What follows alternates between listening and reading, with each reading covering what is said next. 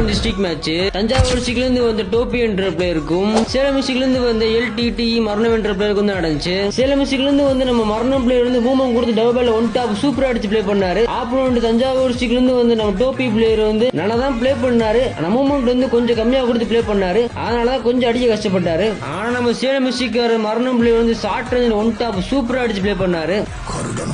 ஒரு ராக்கிய பறக்க வச்சான். இந்த ராக்கிய கொள்றதுக்கு இன்னொரு ராக்கிய பறக்க வைக்க முடியாதா?